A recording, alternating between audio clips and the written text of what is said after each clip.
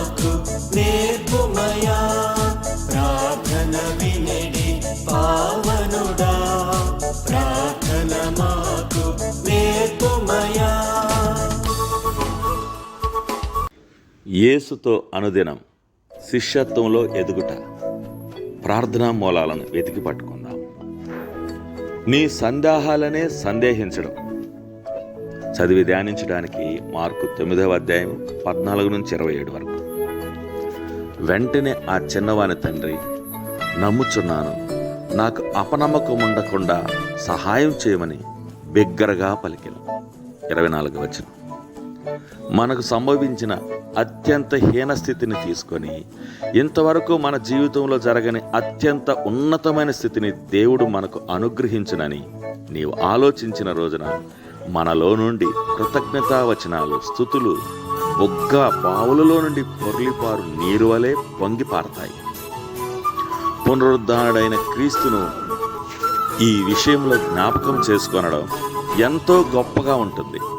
సిలువయందు ఎంతో దీనమైన మరణం పొందిన యేసు పునరుద్ధరణుడైన తర్వాత నూతనమైన మహిమకరమైన జీవితాన్ని పొందలేదా? దారుణమైన కీడులో నుండి గొప్ప మేలును దేవుడు మన కొరకు వెలికి తీస్తాడనడానికి ఇంతకన్నా గొప్ప ఉదాహరణ ఇంకేముంటుంది? మీకు కీడు జరిగినప్పుడు ఈ సంఘటనలు జ్ఞాపకం చేసుకోండి.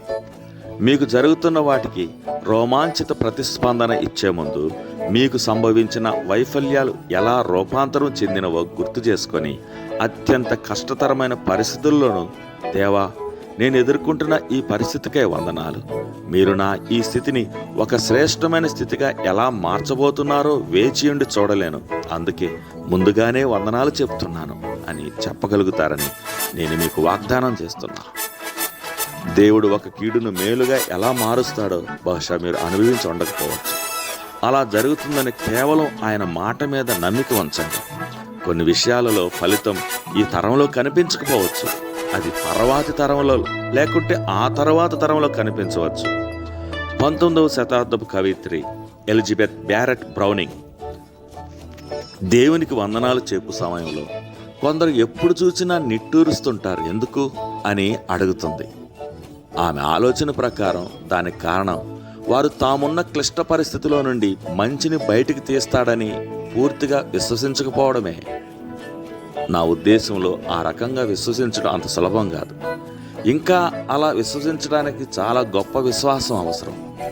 అయినప్పటికీ ఇక్కడ దేవుడు మనకు సహాయం చేయగలడు. మీరు అలాంటి క్లిష్ట స్థితిలో ఉన్నట్లయితే మీరు దేవుడు ఆ కీడును మేలుగా మార్చడం చూడలేరు. కనుక మీలో ఉన్న సందేహాలను ఆయనకు చెప్పండి. విశ్వాసానికి మరొక పార్శ్వం సందేహం. మీకు సందేహాలేవీ లేవంటే విశ్వాసం కూడా లేనట్టే. ఈ సమస్యను ప్రార్థనలో దేవుని ఎదుట ఉంచినట్లయితే పరిశుద్ధాత్ముని ద్వారా ఆయన మీ సందేహాలను విశ్వాసంతో భర్తీ చేస్తాడు.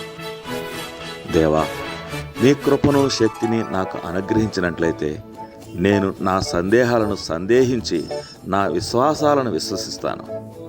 ఆ బాలుని తండ్రి బిగ్గరగా చెప్పినట్టు, తండ్రి, నేను విశ్వసిస్తున్నాను, ఆ విశ్వాసాన్ని అధిగమించడానికి నాకు సహాయం చేయండి.